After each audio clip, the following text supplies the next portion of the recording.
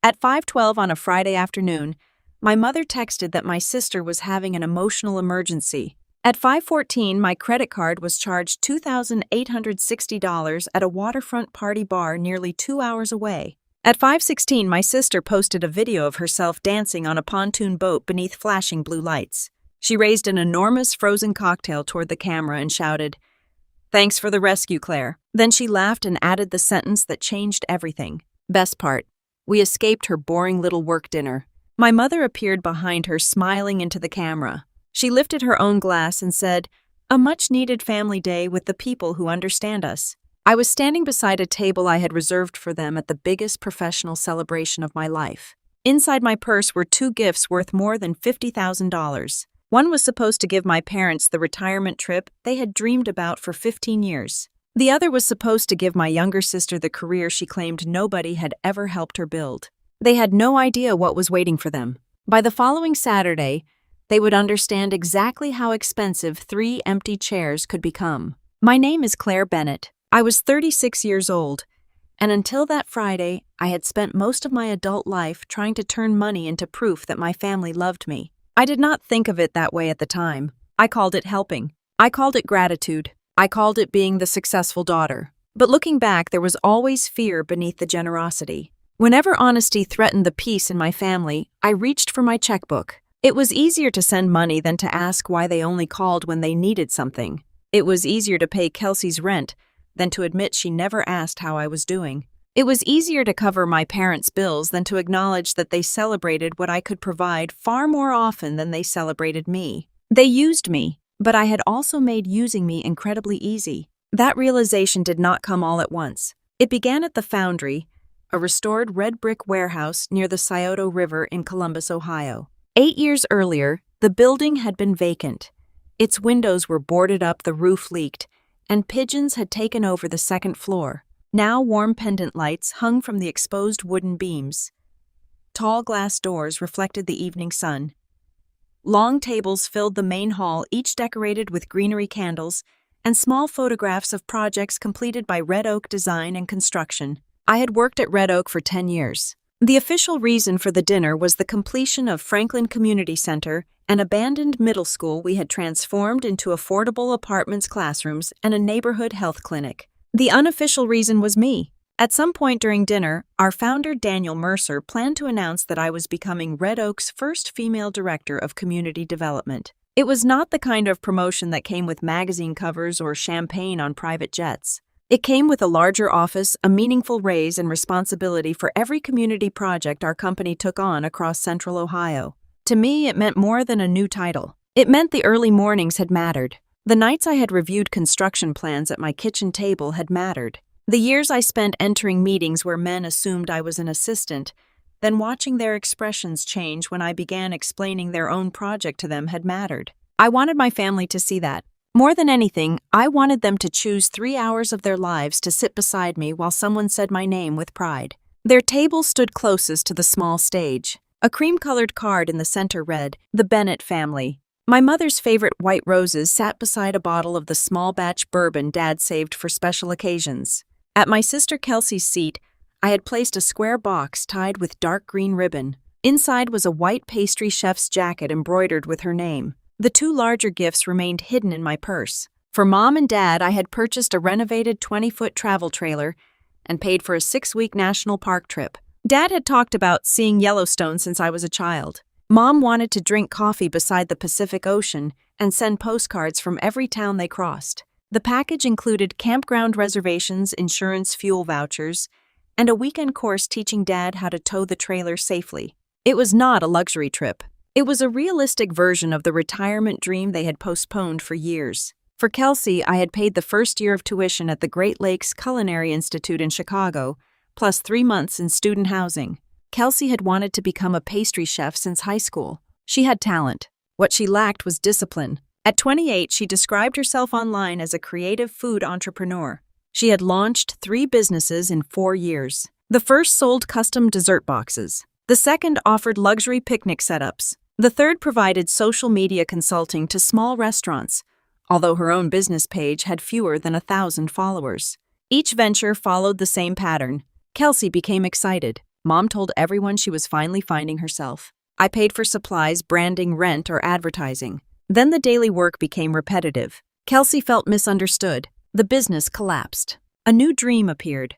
When she cried, I paid. I told myself I was giving her opportunities. The truth was less flattering. Being the rescuer made me feel necessary. If my family needed me, then surely I mattered. 6 months earlier, I had contacted the Culinary Institute after Kelsey missed the application deadline.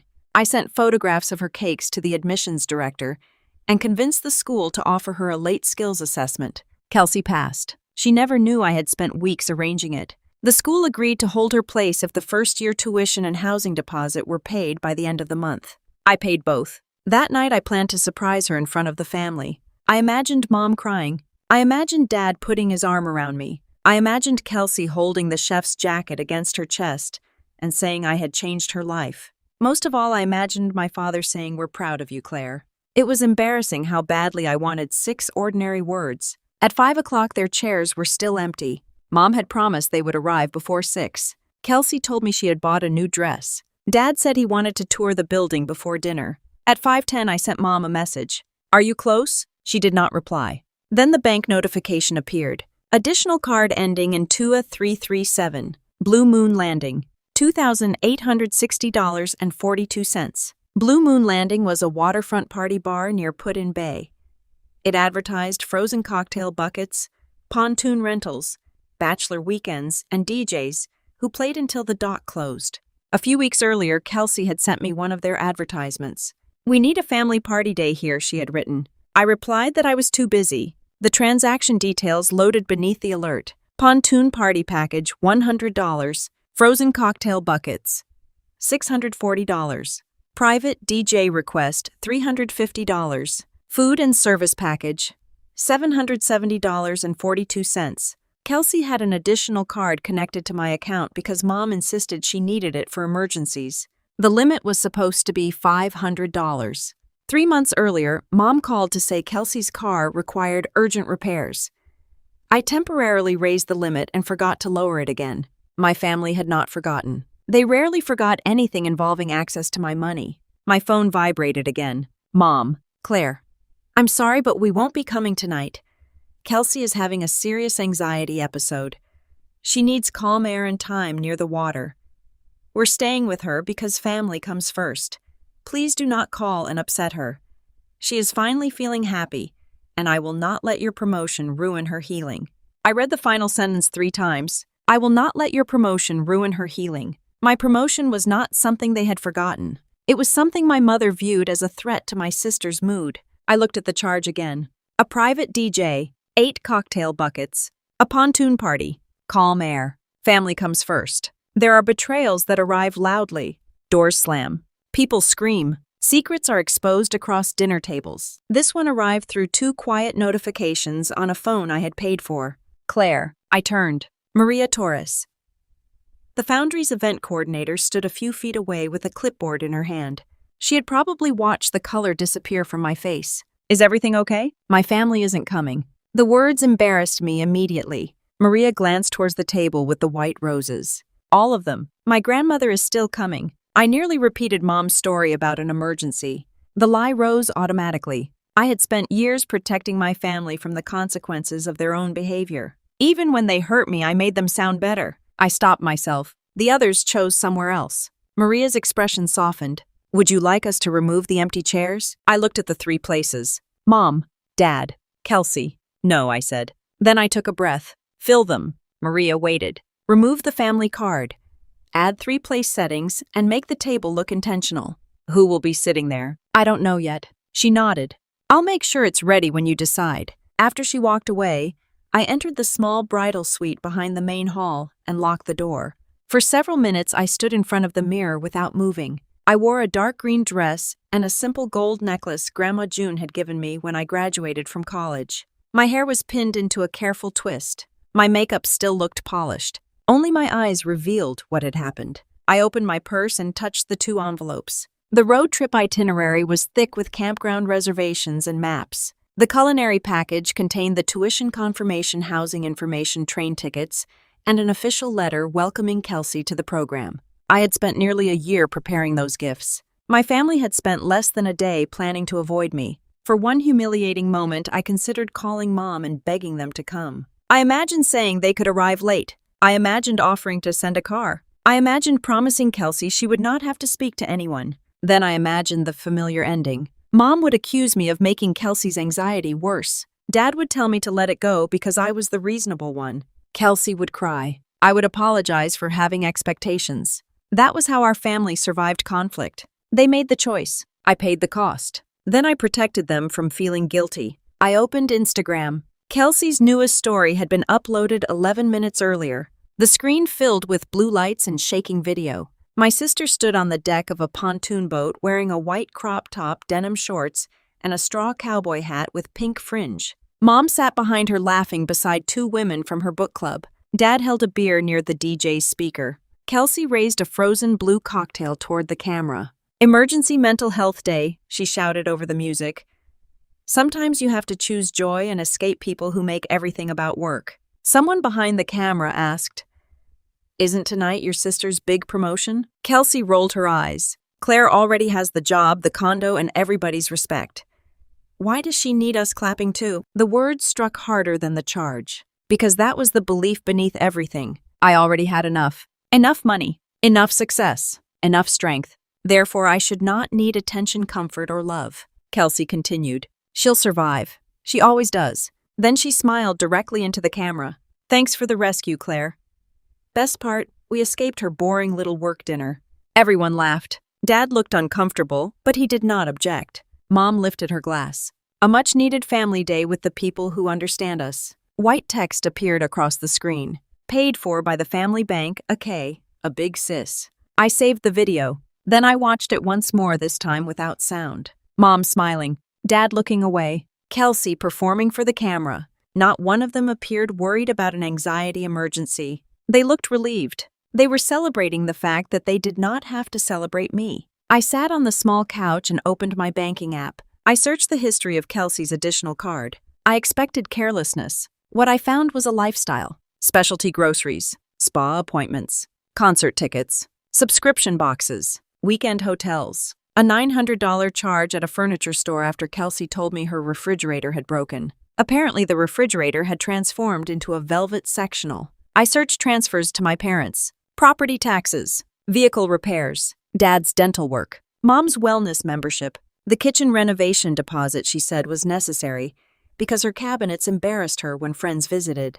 Then Kelsey's rent, $1,800 every month for 31 months. Business investments, emergency transfers, $4,000 when her dessert company failed, $6,000 when the picnic business needed rebranding, $2,000 for photography equipment that she later sold without repaying me. I opened my calculator. I stopped when the total reached $143,780. That did not include birthday dinners, vacations, holiday gifts, or the dozens of times I covered checks because everyone simply looked at me when the bill arrived. Nearly $144,000 in 4 years. I had never asked for repayment. I had not even kept a complete record until that moment. I called it generosity because the alternative was admitting that I was trying to purchase a permanent place in my own family. Someone knocked softly. Claire Maria called.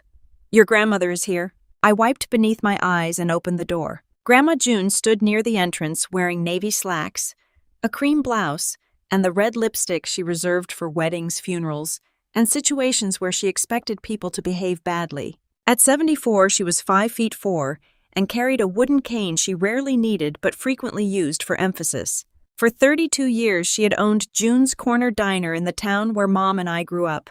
She had served factory workers breakfast at 5 in the morning, broken up arguments between teenagers, and once chased a thief into the parking lot with a cast-iron skillet. Retirement had not softened her. It had simply given her more time to identify nonsense. She saw my face and stopped. "What happened?" I handed her my phone. She watched Kelsey's video once. Then she watched it again without sound. When she finished, she returned the phone carefully. "Where is your mother?" "On the boat." "And your father?" "Also on the boat." "Using your card?" "Yes." Grandma looked toward the table. Her eyes moved from the white roses to the bourbon and then to the ribboned box at Kelsey's seat. "What is in the box?" "A chef's jacket." Her expression changed. "You got her into the school." I nodded. "And your parents' trip?" "Paid for." Grandma closed her eyes for a moment. When she opened them, her voice was calmer. I should have stepped in sooner. The statement surprised me. What do you mean? I watched your mother lean on you for years. I told myself you were capable. I told myself you would say no when it became too much. She looked at me. I may have made the same mistake they did. I used your strength as an excuse not to protect you. You were always there, not enough. Her honesty loosened something inside me. Grandma touched my arm. Call the card company. Now. They'll know I shut it off. They should. I hesitated. She leaned closer. Kindness is something you choose, Claire. Being used is something you permit. Do not confuse the two simply because the people using you share your last name. I called. The Blue Moon landing charge had already been approved. I paid it. Then I closed Kelsey's additional card permanently. The representative asked whether I wanted another card issued. Number. The word came out quietly. This account will have no additional users. When the call ended, I expected to feel cruel. Instead, I felt as though someone had opened a window in a room where I had been breathing stale air for years.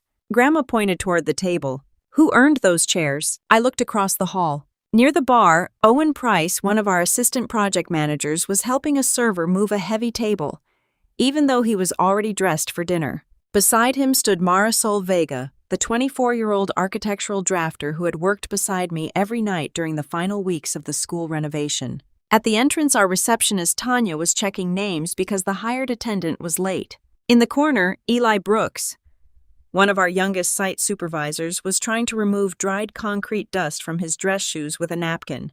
Those people had stayed late. They had answered calls. They had shown up in freezing rain. When my car battery died outside a construction site in February, Eli waited 2 hours for roadside assistance. When I developed the flu during final inspections, Marisol left soup outside my condo. When Dad needed surgery, Tanya quietly rearranged my meetings so I could help him recover. They had never asked what my success could buy them. I walked toward them. Owen, Marisol, Tanya, Eli. All four turned. I need you at the front table tonight. Owen looked behind himself. The front table. Yes. Tanya glanced towards the white roses. That's your family table. It was. No one spoke. Marisol stepped closer. Are you okay? Not yet, I said. But I will be. She took my hand for 1 second and squeezed it. We'd be honored. By 7 o'clock, the foundry was full. People arrived in suits, dresses, polished work boots, and jackets that still carried the shape of reflective safety vests. Red Oak was not a glamorous company. We were architects, engineers, estimators, carpenters, site managers, accountants, and people who knew how to turn damaged buildings into useful places. The room smelled like roasted chicken, warm bread, old wood, and the faint river air entering whenever the doors opened. At the former family table, Grandma June sat beside me. Owen, Marisol, Tanya, and Eli occupied the other chairs. Maria added 2 settings for Daniel Mercer and his wife Louise. The ribboned box remained hidden beneath my chair. The envelope stayed in my purse. For the first hour, I performed confidence. I greeted clients. I thanked subcontractors. I answered questions about the community center. I smiled for photographs. Every time the entrance opened, I looked up. Some irrational part of me still expected my family to walk through the door. I imagined Mom saying they had realized their mistake. I imagined Dad apologizing. I imagined Kelsey putting the unused card on the table and admitting the joke had been cruel. The doors opened repeatedly. Guests arrived late. Servers carried trays. A delivery driver brought extra ice. My family did not appear. At 8:15, Daniel tapped a spoon against his glass. The room settled. He stood near the small stage wearing the same brown jacket he wore to every company dinner. I promised not to speak longer than the building inspection he began. Someone called that inspection lasted 6 hours. Then you should order another drink. People laughed. Daniel spoke about Franklin Community Center, the broken pipes, winter delays, neighborhood meetings, and the unexpected problems hidden behind the walls. Then his voice became more serious. Buildings teach you something about people. The parts everybody admires, the windows, the paint, the finished lobby are rarely the parts holding everything up. What matters most is usually hidden. He looked toward me. For the last 10 years, Claire Bennett has been one of the people holding this company up. Applause began before he finished. Daniel described projects I had forgotten solving. He spoke about the night I stayed at a flooded apartment site until 3 in the morning. He mentioned that younger employees requested my projects because I taught them instead of humiliating them for mistakes. Then he announced my new position. The room stood. For several seconds, all I could see were faces turned toward me. Marisol was crying. Tanya shouted my name. Eli struck the table so hard the silverware jumped. Grandma rose carefully without her cane and applauded with both hands. My family's chairs were no longer empty. That realization hurt almost as much as their absence, because it proved the seats could be filled by people who wanted to be there. Daniel motioned for me to join him. He hugged me and handed me the microphone. I had prepared a speech. It was printed on folded cards inside my purse. I had planned to thank my parents for teaching me endurance. I had planned to thank Kelsey for reminding me to remain creative. I had planned to surprise all of them with the gifts. Standing beneath the lights, I understood that the speech was written for a family that existed mostly in my imagination. I left the cards where they were. "Thank you," I began. My voice sounded steadier than I felt. I had a different speech prepared tonight. The room quieted. I planned to thank the people whose names were originally placed at the table in front of me. A few guests glanced toward Grandma and my team. Some of those people chose not to come. I did not mention the boat. I did not mention the card. I did not expose details my colleagues had no reason to hear. For once, I refused to protect my family. But I also refused to let their behavior determine my dignity. I spent part of this afternoon staring at 3 empty chairs. I continued. Then 4 members of my team arrived early. I looked at Tanya. One began checking guests because an attendant was late. Then Owen. One moved furniture in a suit. Then Marisol. One stayed close enough to ask whether I was all right without demanding an explanation. Then Eli. And one came directly from a job site with concrete dust still on his shoes. Eli looked down, embarrassed. I realized the chairs were not empty because I had no family. They were empty because I had placed the wrong names on them. The room became completely silent. The people at my table did not inherit those seats. They earned them by showing up. Marisol covered her mouth. I used to believe family was proven by history. Tonight, I think it is also proven by presence. I raised my glass. To the people who arrive early, stay late, and make room for us when someone else decides we are not worth the trip. Grandma stood first, then Marisol, then everyone at the table. The applause spread until the entire room was standing. I did not insult my parents. I did not describe Kelsey's behavior. I simply stopped pretending their absence meant I had no one. Afterward, people approached me quietly. Some told me about parents who missed graduations. Others talked about siblings who appeared only when they needed help. A senior estimator named Paul admitted he had supported his adult son for 6 years and no longer knew whether he was helping or preventing him from growing up. Louise Mercer hugged me and whispered, "Every family has empty chairs. We just don't always admit it." I did not know that a guest named Riley Chen had recorded the speech. Riley ran a popular local account about restored buildings, restaurants, and Columbus events. She had also seen Kelsey's public videos, because Kelsey tagged Blue Moon Landing, the boat company, my account, and nearly everyone she knew. Riley saved both. She did not ask me for an interview. She did not need one. The contrast told the story. After dinner, Grandma came back to my condo. It was a 2-bedroom unit in a renovated printing building, comfortable, orderly, and decorated in gray, because I had purchased nearly everything during one efficient Saturday. Grandma entered, looked at the couch, and said, "Your mother is right about one thing. You need at least one pillow that is not the color of a parking garage." I laughed unexpectedly. The sound felt unfamiliar. She opened a bottle of wine and poured 2 glasses. I placed the envelopes on the kitchen counter. Grandma watched me. "What are you going to do?" "I don't know." "Yes, you do. They've wanted these things for years. So have you." "What does that mean?" "You have wanted sleep, a vacation, savings, a home that feels lived in. A life where your phone ringing does not mean somebody needs money." She took a sip. "Why are their dreams treated as sacred while yours are treated as available funds?" I sat across from her. "Because they're my family. So am I." "Have I ever asked you to finance my groceries?" "Number." "Have I ever rented a party boat on your credit card?" "Number." Then stop using family as though it describes one kind of behavior. It describes a connection. Love depends on what people do with it. My phone buzzed repeatedly. 7 missed calls from Mom. 3 from Dad. 11 messages from Kelsey. The most recent read, "Why is my card being declined? We're trying to order another round. Fix it now." "This is humiliating." I showed Grandma. She read it and placed the phone back on the counter. Do not answer. Another message appeared. Mom, Claire Kelsey is crying in front of everyone. You cannot shut off the card while we're stranded. Call the bank immediately. I typed one response. The original charge was approved. Everything after that belongs to you.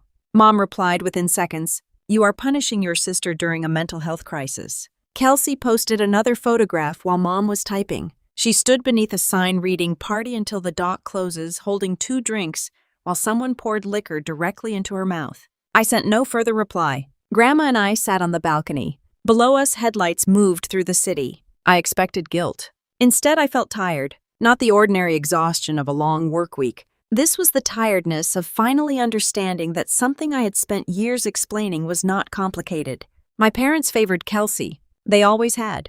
When we were children, the favoritism appeared harmless.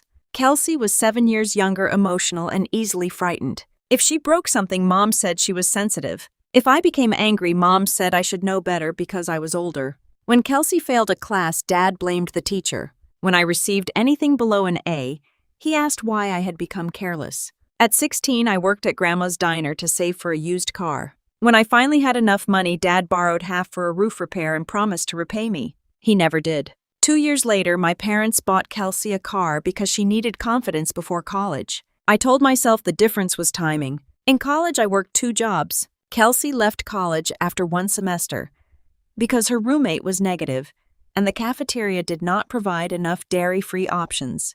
Mom called me. You know how hard life feels for her, she said.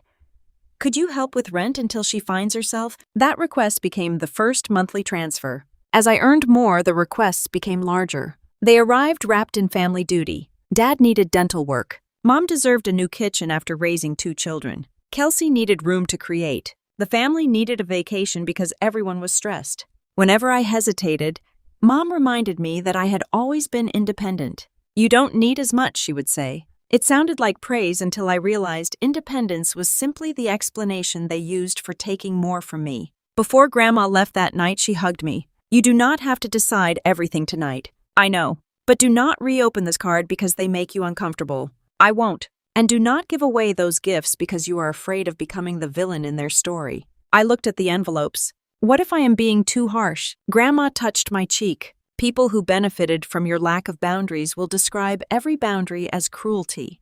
At midnight, I placed the envelopes in a kitchen drawer. Then I went to bed. At 7 the next morning, my phone contained 38 missed calls and more than 60 messages. I ignored them until I made coffee. When I finally opened social media, I saw my own face. Riley Chen's video had been viewed 246,000 times. The first half showed a Kelsey on the boat. Why does she need us clapping too? She always survives. Paid for by the family bank. Then the screen changed. I stood beneath the warm lights of the foundry saying, the people at my table did not inherit those seats. They earned them by showing up. The final clip showed my team standing beside Grandma.